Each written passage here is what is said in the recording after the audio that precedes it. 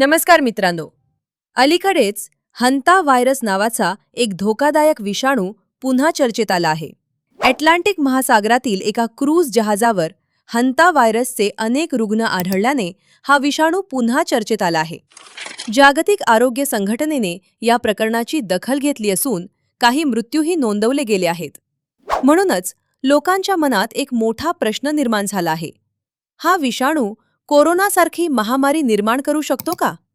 आजच्या व्हिडिओमध्ये आपण जाणून घेणार आहोत हंता व्हायरस म्हणजे नेमका काय आहे, तो कसा पसरतो, त्याची लक्षणे कोणती आहेत आणि त्यापासून स्वतःचे संरक्षण कसे करावे.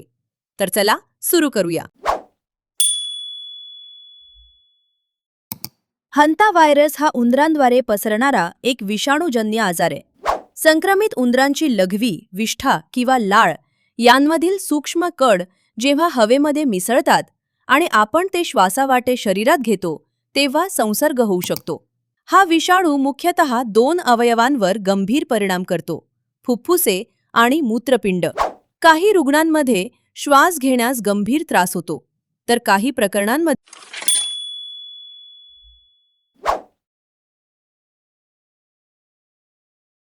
हंता व्हायरसचा संसर्ग मुख्यतः उंदरांमुळे पसरतो. विशेषतः जुन्या बंद खोल्या, गोदामे, अस्वच्छ जागा किंवा जिथे उंदरांचा वावर जास्त असतो तिथे धोका वाढतो. धोकादायक गोष्ट म्हणजे झाडू मारताना उडणारी धूळ सुद्धा संसर्ग पसरवू शकते.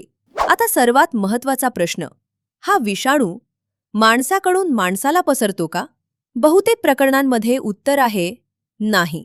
फक्त दक्षिण अमेरिकेतील अँडेस स्ट्रेन नावाच्या एका दुर्मिळ प्रकारामध्ये क्वचित मानव ते मानव संसर्ग दिसून आला आहे.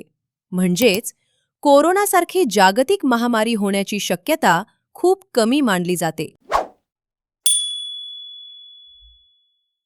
कोरोना आणि हंता व्हायरस दोन्ही विषाणूजन्य आजार आहेत, पण दोघांमध्ये खूप मोठा फरक आहे.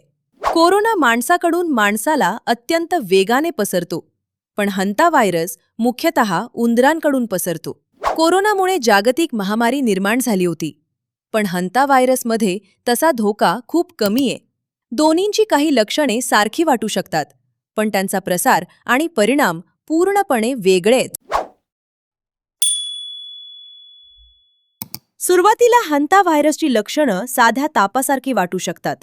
उदाहरणार्थ ताप, थंडी वाजणे, स्नायूंमध्ये वेदना, डोकेदुखी, थकवा, मळमळ आणि पोटदुखी.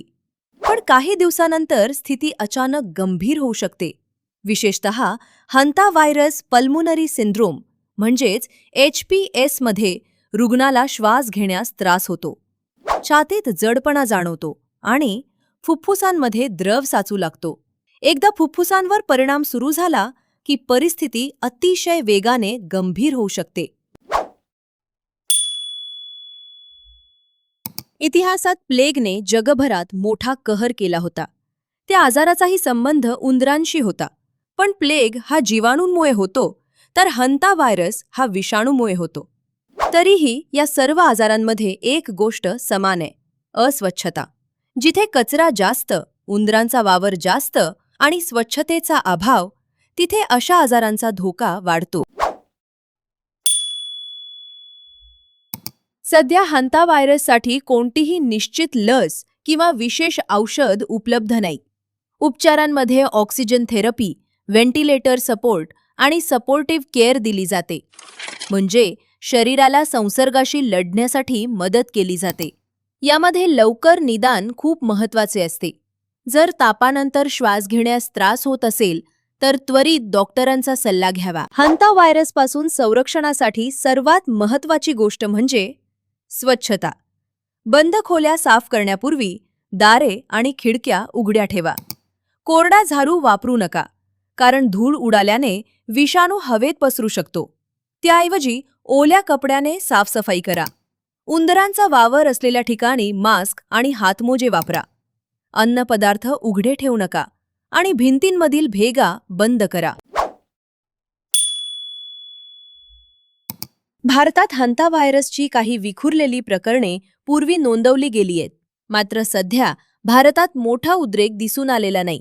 तरीही स्वच्छता आणि जागरूकता अत्यंत आवश्यक आहे.